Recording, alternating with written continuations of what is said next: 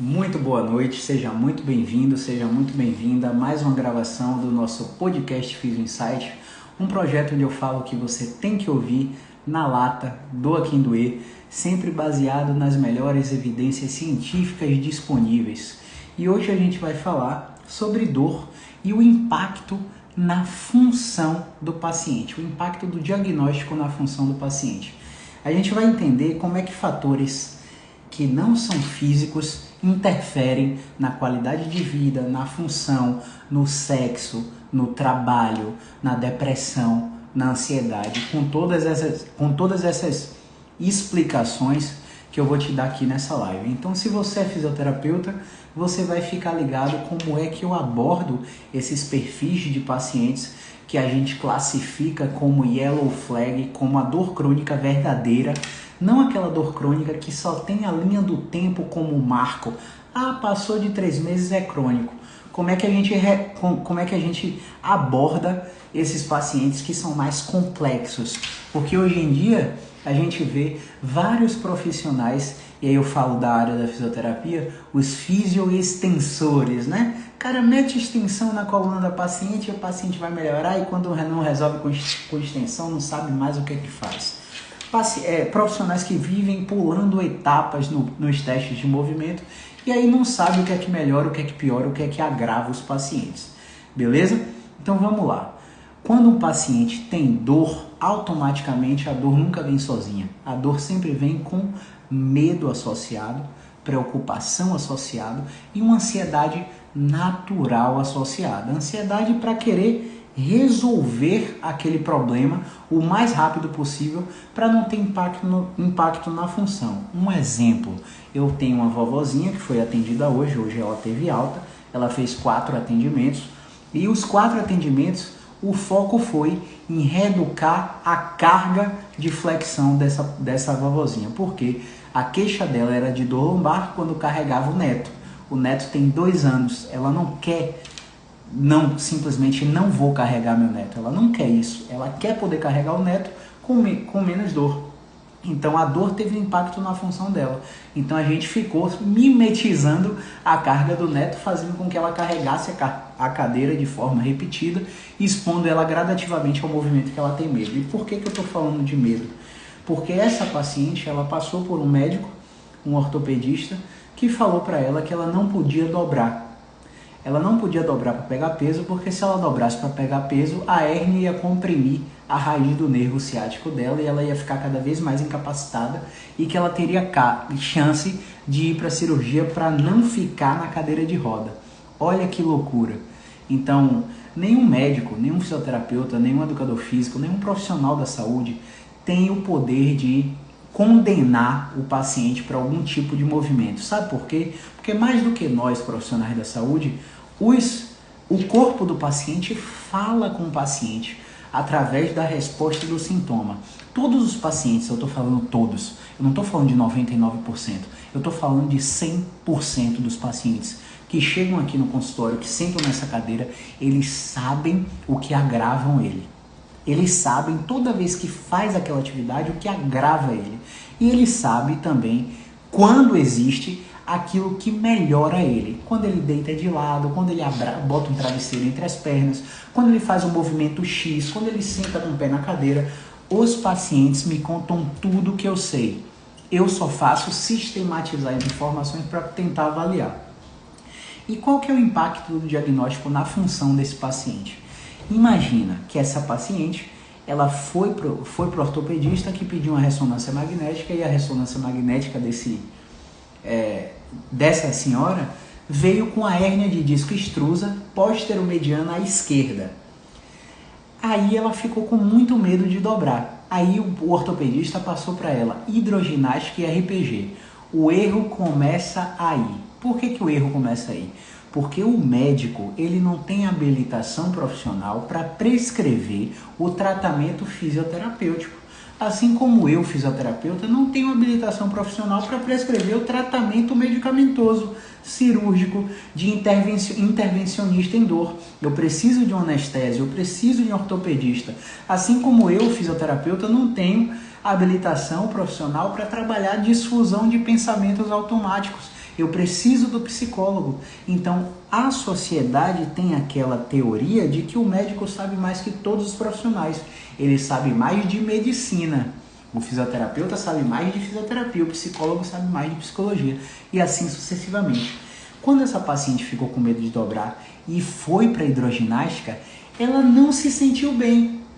E aí ela entrou em um conflito interno muito grande, porque o ortopedista disse para ela que dentro da água não haveria carga da gravidade, ela não teria dor.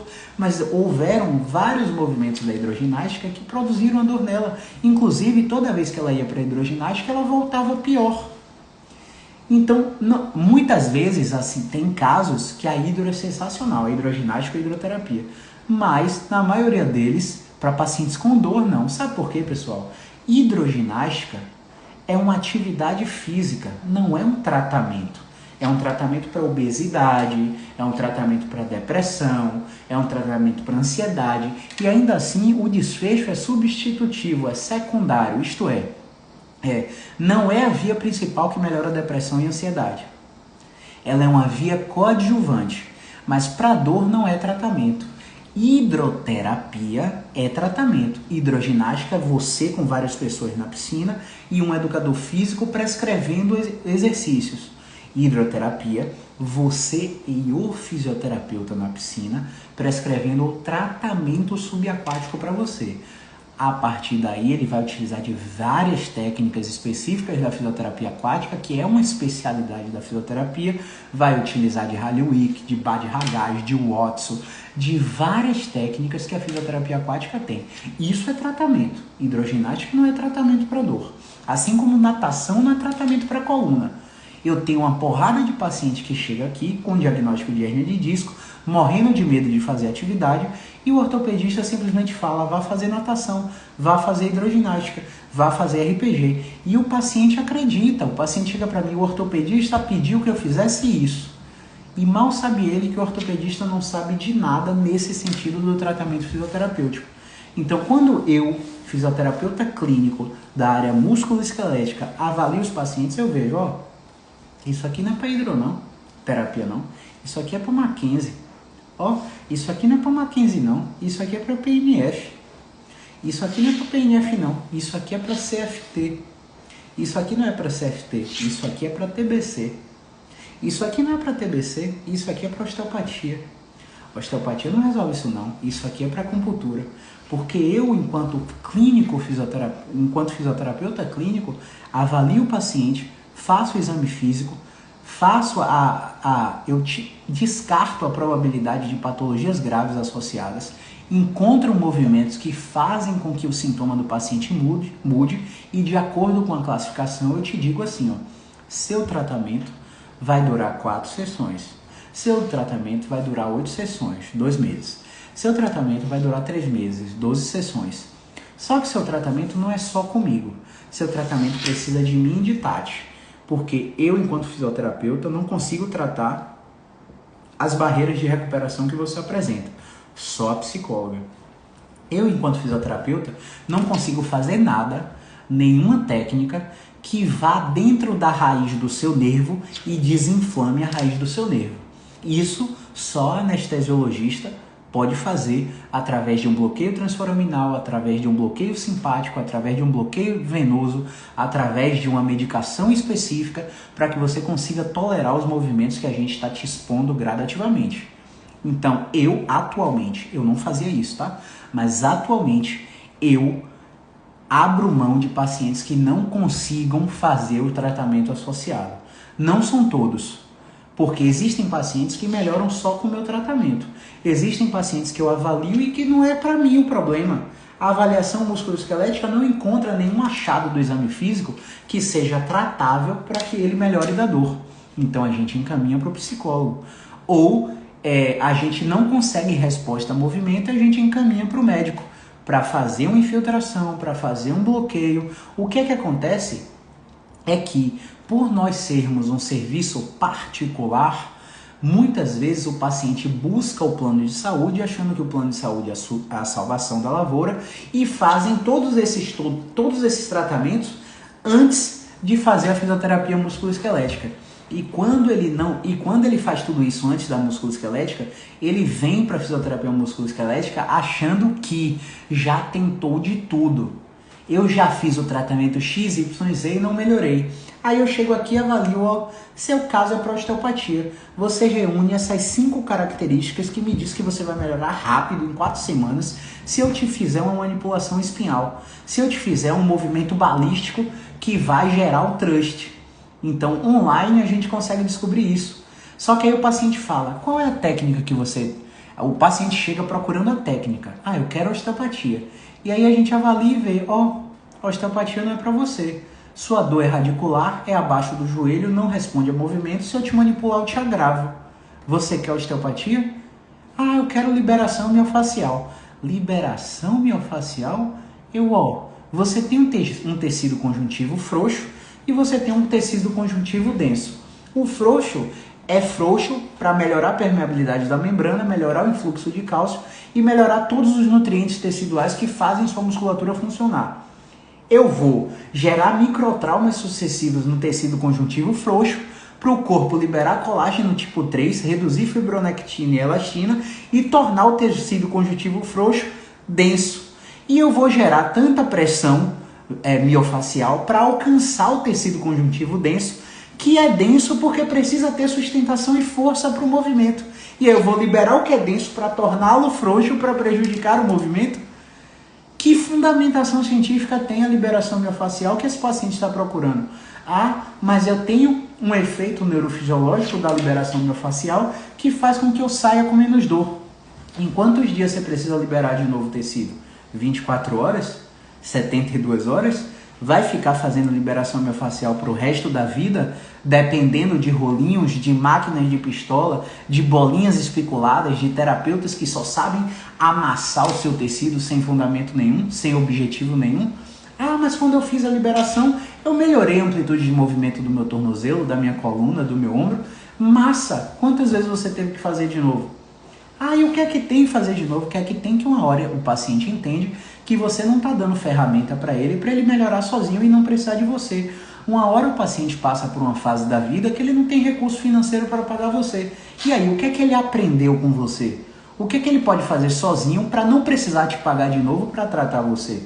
Então, hoje, eu valorizo tratamentos que prezam por autonomia, prezam por entregar o que o paciente precisa fazer para melhorar sem depender de mim.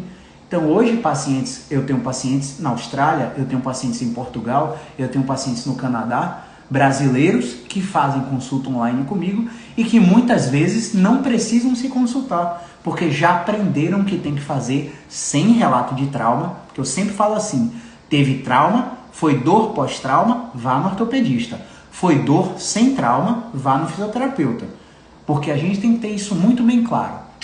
Voltando ao tema central da live, vamos pensar um pouquinho. Se eu sei que dor é multifatorial, se eu sei que dor tem um aspecto sensitivo, emocional sensório discriminativo, cognitivo, valorativo e afetivo motivacional. Eu tenho várias esferas gerando a definição de dor. Então, quando eu tenho essa definição de dor, por conseguinte, eu já sei que não é só sensação. Eu estou sentindo dor aqui no cotovelo. Meu problema está aqui no cotovelo. Eu vou fazer uma ressonância magnética no cotovelo, eu vou encontrar uma estrutura alterada. Por que eu estou com dor? Errado. Você vai encontrar uma estrutura alterada por causa da sua idade, por causa da sua prática esportiva, por causa do seu trabalho, não porque você está com dor. Quer ver? Faz uma ressonância magnética no cotovelo que não dói para você ver o nível de degeneração articular, o nível de tendinopatias, o nível de espessamentos teciduais encontrados no diagnóstico por imagem são iguais em pacientes que têm dor e pacientes que não têm dor, seja no cotovelo, seja no pescoço, seja na lombar. Por isso, os radiologistas, e eu tenho um grande radiologista aqui em Salvador, que ele faz questão de colocar lá embaixo do laudo, em letras garrafais, com a fonte maior do que a fonte do próprio laudo, a seguinte mensagem: esses dados são complementares e devem ser correlacionados com o exame físico e os dados que geralmente o médico solicitante possui. Ou seja, Não adianta você sair atrás de ressonância magnética para buscar o seu diagnóstico, porque o exame físico feito pelo ortopedista, pelo anestesiologista, pelo fisioterapeuta são suficientes e muitas vezes sem necessidade alguma de se prescrever uma imagem para complementar o seu diagnóstico. Então, se você tem uma imagem da coluna, do cotovelo, do joelho, do ombro, a imagem, na maioria das vezes, não vai explicar a condição que você tem. E aí, se você abre essa imagem e vê assim, ó, uma paciente que eu atendo, ela vê na imagem condropatia patelar incipiente. Ela vê na imagem degeneração da rofite, né? Degeneração da gordura de rofa do joelho. Sobrecarga do mecanismo do aparelho extensor do joelho. Tendinopatia poplítea. Todas essas alterações no joelho. Aí o profissional da saúde vai lá e pede uma imagem do quadril e da coluna lombar. Aí no quadril ela acha tendinopatia do glúteo mínimo, ela acha bursite trocantérica e na coluna ela acha uma hérnia discal extrusa posteromediana à esquerda. Vamos raciocinar um pouquinho. Se a hérnia é posteromediana à esquerda, ela bate na raiz do nervo do lado esquerdo. Beleza. Se ela comprime a raiz do nervo do lado esquerdo, não quer dizer que essa dor vai irradiar para o lado esquerdo. A dor dela é irradiada para o lado direito. E pode ser a hérnia, pode não ser a hérnia. O que é que a gente faz para saber se o exame de imagem está falando a verdade? A gente examina fisicamente o paciente. E aí a gente pergunta coisas especiais. Essas perguntas especiais visam tirar o impacto do diagnóstico da dor na função do paciente. E como que essas perguntas fazem isso? Veja bem, você está perdendo peso sem motivo? Por quê? Se você não está perdendo peso sem motivo, você não tem risco de estar com câncer com a metástase óssea, com algum problema grave associado, oncológico associado. Porque quando o paciente tem câncer, o paciente perde peso sem motivo. Ele não mudou dieta, ele não intensificou a atividade física, ele não está passando por uma situação de estresse agudo que faz com que cortisol eleve, fazendo com que ele ou engorde demais ou perca peso sem motivo. A gente já descarta esse risco. O paciente teve trauma, queda ou acidente? Não. Se ele não teve trauma, queda e acidente e ele não está em idade avançada e ele não tem uso prolongado de corticoide, por que esse paciente vai apresentar uma fratura? Não há risco de fratura. Por que você vai pedir uma ressonância ou uma radiografia se no exame físico e nas perguntas especiais não há suspeita de fratura? Outra coisa é você receber uma vovozinha com 65 anos de idade, sedentária a vida toda, osteopenia avançada, foi tirar um caquinho de planta da janela, sentiu um estalo na coluna torácica e daí em diante você pesquisou a vida dela e ela te disse que ela toma remédio controlado por longa data, né, mais de 2 anos tomando corticoide, para controlar doenças autoimunes, por exemplo. A vovozinha cheia de comorbidade e sem relato de trauma, você tem uma suspeita de fratura, peça a radiografia. Aí é um caso, não que eu estou mencionando aqui. Quer ver outra coisa? Você está com anestesia na genital? Sua vagina, seu ânus, seu pênis perderam sensibilidade ao toque? Caio, como é que eu testo isso? A sua cueca, a sua calcinha agora no tecido vaginal, no tecido peniano, no tecido anal, você está sentindo a sua cueca e a sua calcinha? Tá sentindo? Beleza, você não tem anestesia em sela. Sela é aquele negócio que a gente, quando vai cavalgar, né? Monta em cavalo, a gente coloca a sela no cavalo e sobe, né? Aí, quando a gente fica no estímulo vibratório da cavalgada ali, a gente sente uma anestesia ali na parte interna da coxa, na genital, pela pressão sucessiva do ato de cavalgar. E a gente chama isso de anestesia em sela. Se o paciente tem isso, ele tem um risco de estar tendo aí alguma mielopatia compressiva da coluna, ele tem um risco aí de estar tendo HTLV, tetraparesia espástica tropical, várias doenças associadas que o fisioterapeuta não vai tratar. O paciente vai ter que entrar em medicação, vai ter que ser acompanhado pelo médico, vai ter que ser acompanhado pelo psicólogo. Se necessário, o médico vai solicitar indicação cirúrgica ou não, né? São coisas graves. O paciente perdeu a continência urinária fecal, eu estou aqui falando com você, estou começando a sentir cheiro de urina, porque eu estou me esforçando para falar, eu estou fazendo contrações sucessivas do meu diafragma, e isso está sobrecarregando os MAP, músculos do assoalho pélvico, E o meu assoalho pélvico, a atividade do detrusor da minha bexiga está disfuncional, os meus esfíncteres urinários e anais estão disfuncionais, eu estou perdendo xixi aqui enquanto eu me esforço, entre aspas, para falar com você, enquanto eu caminho, enquanto eu jogo bola, enquanto eu pratico vôlei. A maioria dos atletas de alto rendimento tem incontinência urinária de esforço, tem urgência urinária por causa da sobrecarga do assoalho pélvico, que muitas vezes não é tratada. Então tem pacientes que chegam com dor lombar aqui e a gente avalia e não tem nada na lombar. O negócio está na pelve. O esforço sucessivo faz com que essa musculatura entre em disfunção. E não é só esforço. Às vezes situações sociais e econômicas, psicoemocionais, fazem com que esse estresse eleve níveis hormonais. O paciente vai no endocrinologista, vê taxa hormonal toda desregulada. Quando vai pesquisar nas situações orgânicas, não encontra esteatose hepática, não encontra nenhuma sobrecarga, resistência insulínica, não encontra nada neuroendócrino para explicar. E quando você pergunta como é que está a vida do paciente, o paciente perdeu 4 familiares para a Covid, o paciente faliu empresa durante a pandemia, o paciente perdeu vários contratos profissionais, então está passando por um período, se divorciou, se mudou, reduziu o padrão de vida, estava num apartamento mais confortável, se mudou para um apartamento menor, enfim, várias situações socioemocionais fazem com que o paciente tenha impacto na função. E se isso está associado a um diagnóstico de hérnia, a um diagnóstico de artrose, a um diagnóstico de fibromialgia é batata como isso interfere, a um diagnóstico de fibromialgia, um diagnóstico de depressão, um diagnóstico de TAG, transtorno de ansiedade generalizada, tudo isso vai fazer com que o paciente sinta mais dor. E se o paciente sente mais dor, ele tem mais prejuízo funcional, ele tem mais medo, ele tem mais comportamento de evitação, ele tem mais tensão muscular. E quando ele encontra profissionais que reforçam esse medo, aí o bicho pega, aí tudo piora. Fora essas perguntas especiais, o que a gente faz? A gente examina os reflexos, a gente examina a sensibilidade, a gente examina a força, a gente examina a tensão neural adversa e a resposta mecânica a movimentos específicos. Se o paciente responde, ele vai melhorar na fisioterapia num tempo determinado de acordo com sua classificação.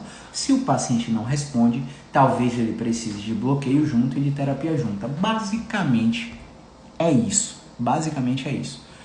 Uma outra coisa é que, por exemplo, essa paciente que eu falei da condropatia patelar, da tendinopatia de glúteo, da bursite trocantérica, da hérnia de disco posterior-mediana esquerda, com dor irradiada no lado direito, não apresentava nenhum desses sinais.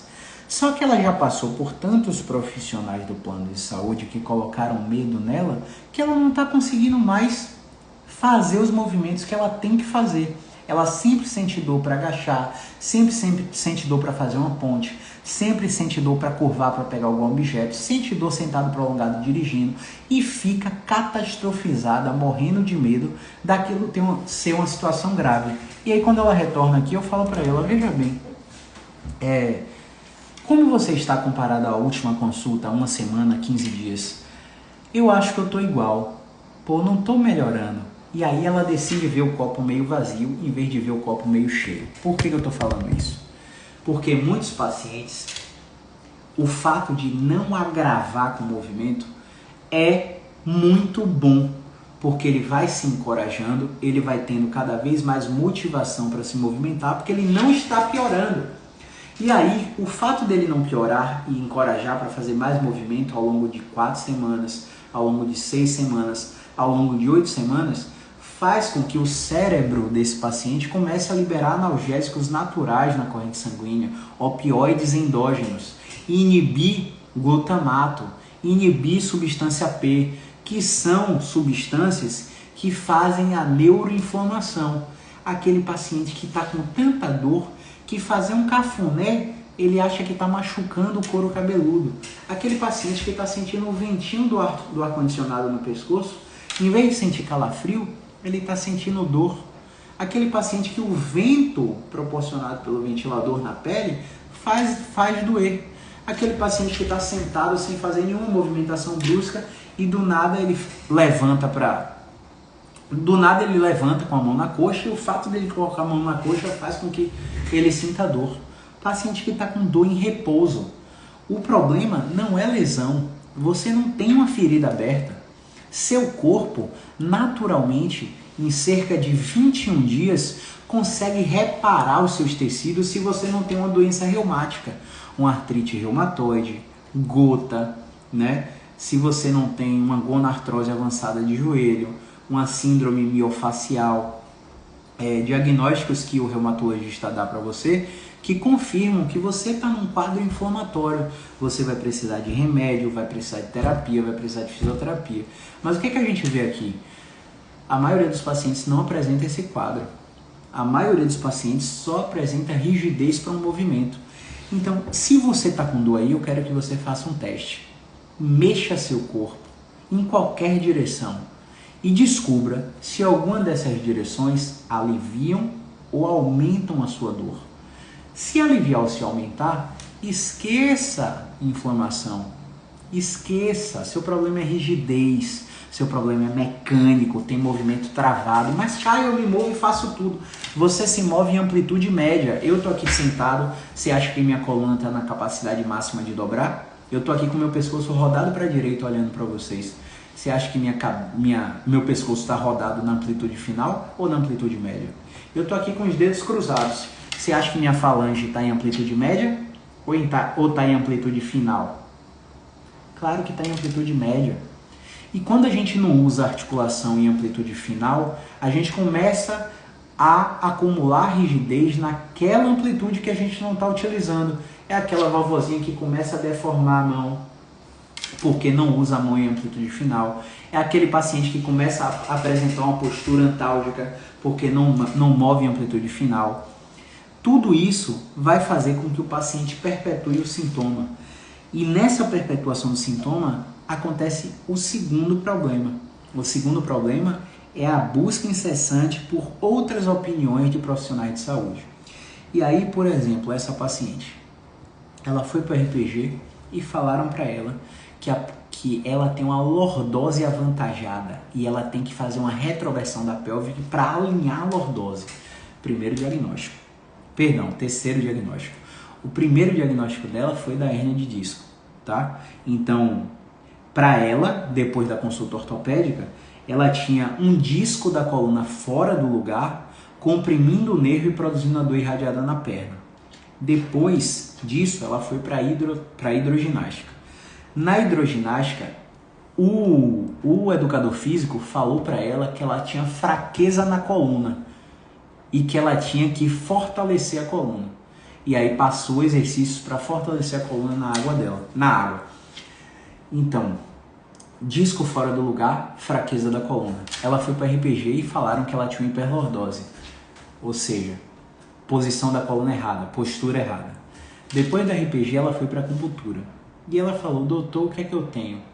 Aí o doutor falou para ela que ela tinha uma disfunção energética. Ou seja, até a energia dessa paciente estava errada, estava equivocada. Depois da acupuntura, ela foi para o osteopata. E o osteopata falou para ela que ela estava com a sacroiliaca fora do lugar.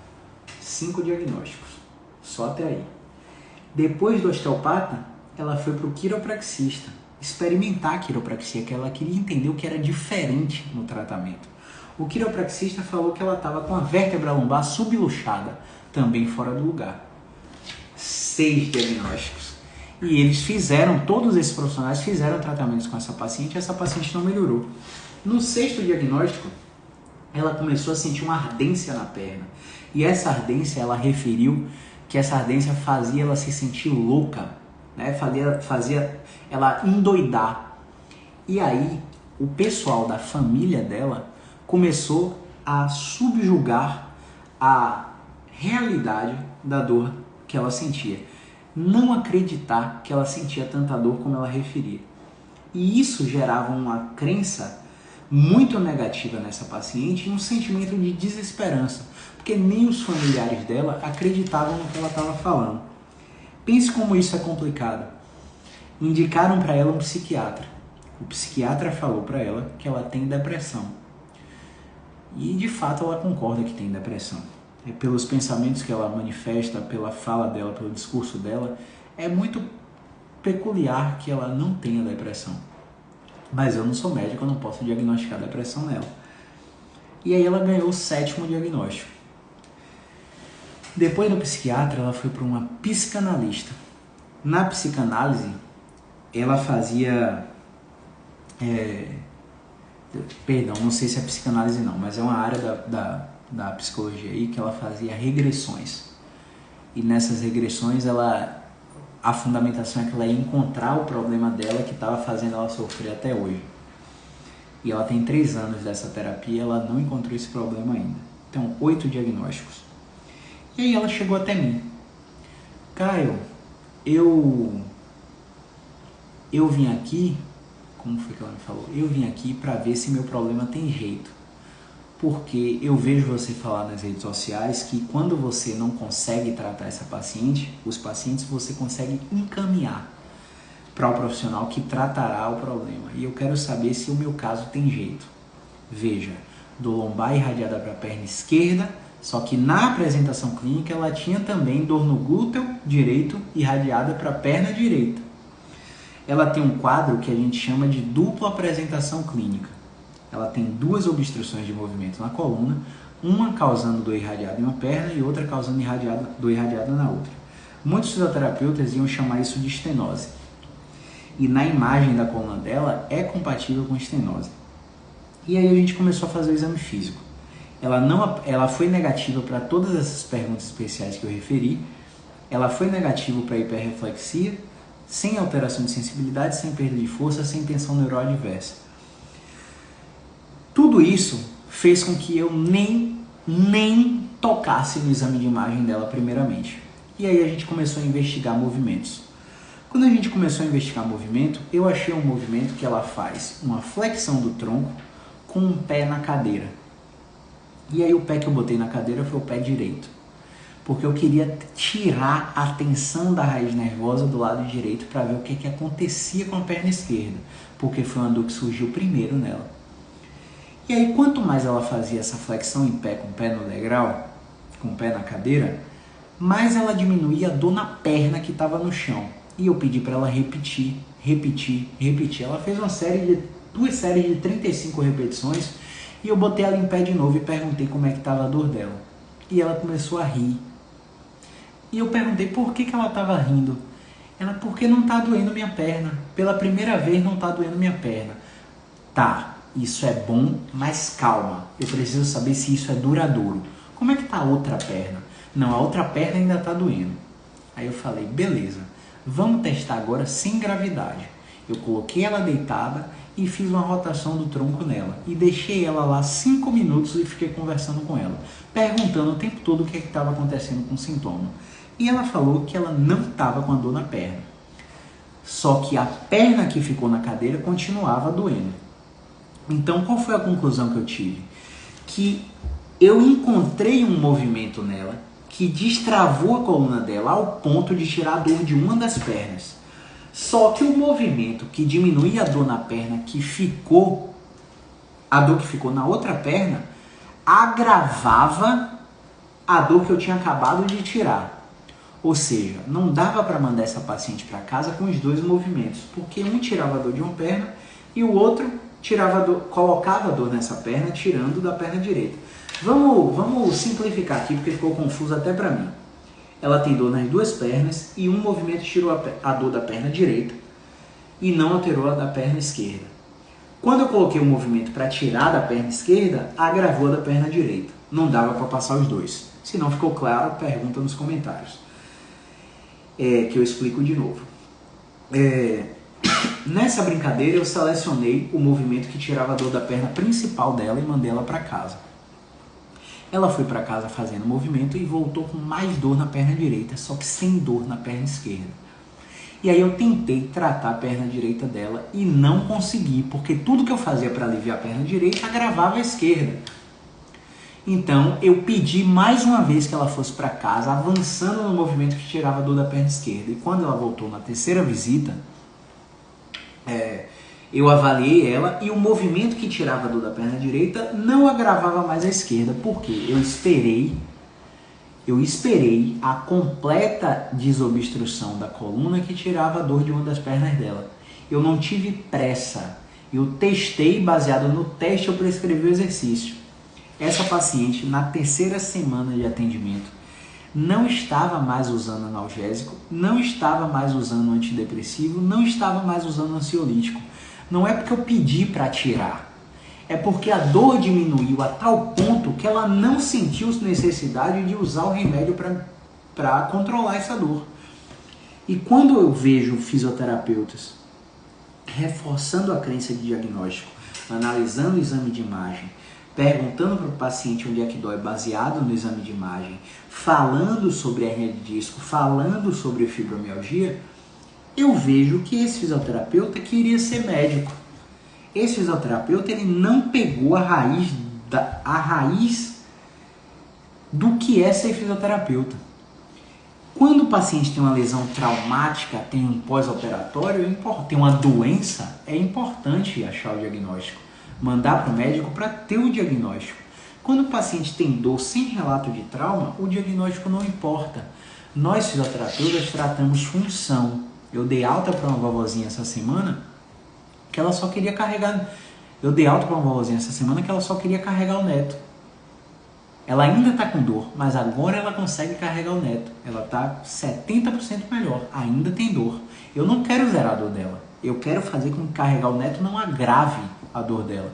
E foi isso que a gente conseguiu, porque a gente foca na função, não no diagnóstico. Muitas vezes a dor não vai sumir, mas a função vai voltar. A vovozinha vai conseguir ficar mais tempo na pia lavando o prato, arrumando as plantas na janela, brincando com o neto, agachar, sentado no chão, levantando com facilidade, né? Então a gente tem que pensar em tudo que a gente fala, porque toda vez que a gente dá um diagnóstico, um rótulo no paciente, o paciente fica com mais medo, mais ansiedade e perpetua o problema. Beleza?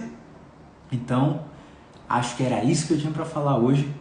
Se você tem pergunta, manda aí na caixinha, na interrogação dos comentários que a gente vai parar para ler. Beleza? Vamos lá, ver se chegou alguma coisa.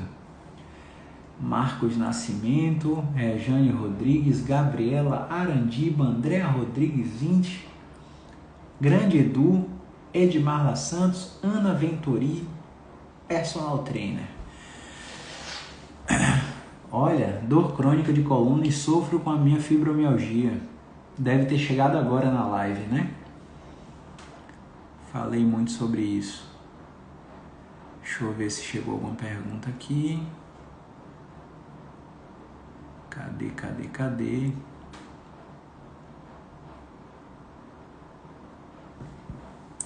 Faço tratamento e nada. Não faz tratamento. Faz tratamento e nada, não faz tratamento. Tem que buscar um especialista. Cadê? Boa noite, Dr. Caio. Estou passando por isso. Medo após o diagnóstico. Pois é. Medo, Ana, é o que mais faz a gente não dar alta para o paciente. Medo é o que mais faz a gente encaminhar o paciente para psicólogo.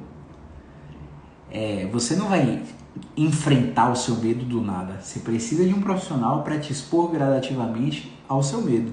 Não tem como eu voltar a andar de avião andando de bicicleta. Eu tenho que voltar progressivamente a todas as experiências prévias de embarque antes de voar. Então, é a mesma coisa na dor. Geralmente a dor vem com travamento, vem com rigidez, geralmente a dor vem associada a algum movimento que o paciente acha que o movimento fez doer, mas não fez. Já tinha acontecido várias coisas antes do movimento para fazer o paciente sentir dor. E o fisioterapeuta é o profissional mais capacitado para expor esse paciente gradativamente aos movimentos que tem medo. Né? Eu não postei a foto ainda aí agora, mas a gente acabou de atender um paciente online que ele tem uma dor no ombro e na escápula, e quando ele levanta o braço, quando ele abre o braço, quando ele vai coçar as costas, rodar interno, ele sente dor. E online a gente conseguiu fazer uma avaliação, e nessa avaliação a gente identificou um movimento que fez ele levantar com 70% menos dor, abrir com 50% menos dor e rodar para dentro coçando as costas sem dor. Então, muitas vezes, uma dor que agrava com o movimento é mecânica. Muito, assim, eu não digo 100% porque a área da saúde não pode falar 100%, mas a probabilidade é altíssima de que se um movimento aumenta a sua dor, a gente vai encontrar alguns movimentos que vão diminuir ela. A situação sempre contrária. Grande Fábio, Cléo Flores, melhor floricultura de Salvador aí, viu? Manda um abraço pra Dona Biraci, querido Biraci. Deixa eu ver se chegou mais. Chegou aqui na caixinha, na interrogação. Cadê? Opa! Valeu! Pra você também. Ó, como você atende pacientes pós-cirúrgicos? Eu acabei de responder no Stories.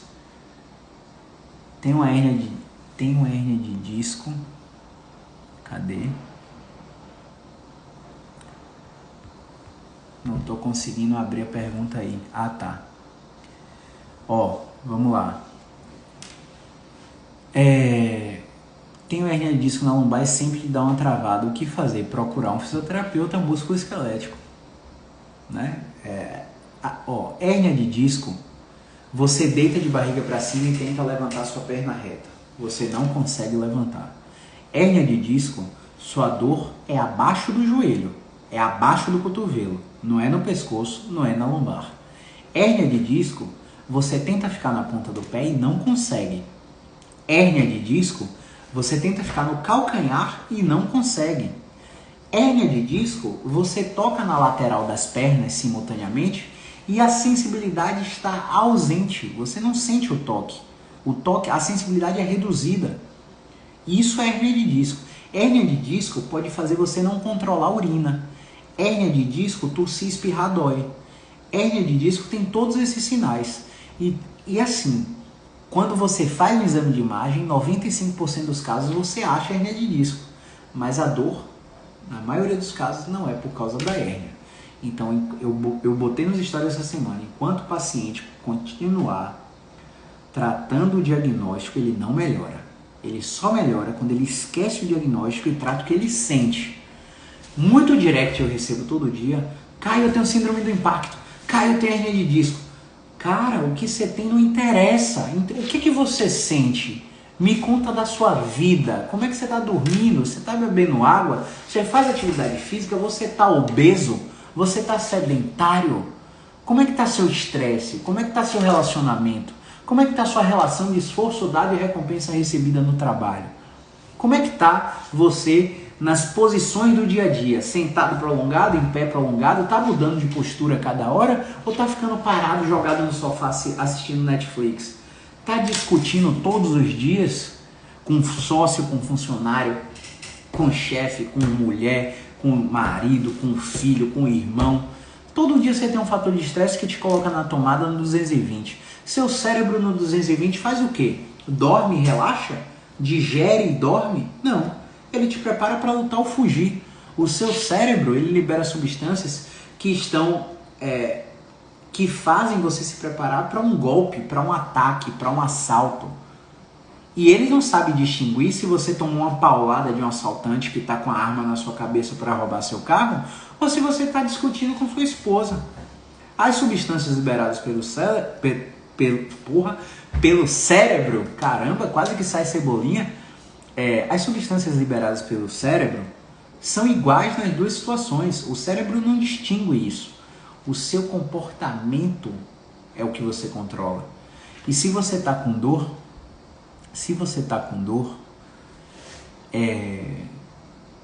você sente a dor, você pensa automaticamente, geralmente uma projeção de futuro catastrófica. Meu Deus, eu nunca vou melhorar.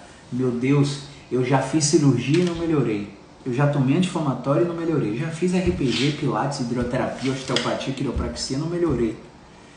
E agora? Eu já tentei tudo. Vem um sentimento de desesperança com vários pensamentos automáticos. E se você sente e pensa, você age. Se você age, qual é o comportamento compatível com o que você sente e o que você pensa? Evitação, proteção, mais tensão. O cérebro acha que você está se protegendo de alguma coisa e perpetua tensão e gera pontos gatilhos e gera rigidez articular. E o paciente não melhora. A única coisa que você controla, você controla os pensamentos, mas você precisa de muita terapia para aprender a controlá-los, fazer seus registros, fazer RPD, técnica específica de terapia, fazer difusão de pensamento. Você consegue, mas você tem que ter um psicólogo, senão você nunca vai aprender isso. O que você mais consegue controlar ainda é o comportamento. Veja, eu estou fazendo um movimento e ele dói. Ao sentir a dor, eu franzo minha testa, eu faço face de dor, eu fecho a oclusão temporomandibular, eu tensiono mais o abdômen para tentar proteger a minha coluna. E se eu me comporto dessa forma, eu perpetuo o sintoma. Eu estou sentindo dor, mas eu posso escolher não franzir a testa, não apertar os olhos, tirar a língua do céu da boca, relaxar os ombros e descolar da orelha, soltar o abdômen, parar de proteger a coluna. Por quê? Os pacientes com dor já têm uma hiperativação muscular. Não tem por que fortalecer nada. Não tem por que treinar Pilates, Powerhouse, treinar Core, porque esses pacientes já estão com atividade muscular maior do que os pacientes sem dor. Esses pacientes têm que relaxar, desacelerar, fazer mindfulness, meditação guiada. Vários aplicativos gratuitos fazem isso. Tem paciente que a gente tenta levantar a perna e fala, solta o peso da perna, e o paciente está com a perna dura lá em cima. O paciente não sabe relaxar. O paciente toca o telefone e ele toma um susto. Abre a fechadura e ele toma um susto. O problema não é o local que dói. O problema é o sistema nervoso central que está em estado de alerta no 220, 24 horas por dia, e o cara não dorme bem. Então o buraco é muito mais embaixo, e se você não entende o seu problema, não adianta você ter diagnóstico. Você tem que buscar um profissional que te explique o que está acontecendo.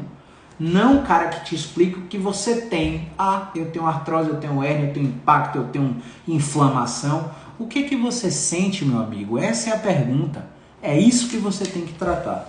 Beleza? Tem mais uma pergunta aqui. Cadê? Não, aqui eu já respondi nos stories. Também já respondi. É isso, já respondi tudo nos stories aqui das que chegou. Beleza? Então, obrigado aí pela audiência, todo mundo que ficou até o final. Quem passou e foi embora também, obrigado por ter aparecido. É isso. Um grande abraço. Movimento é vida. Valeu, pessoal.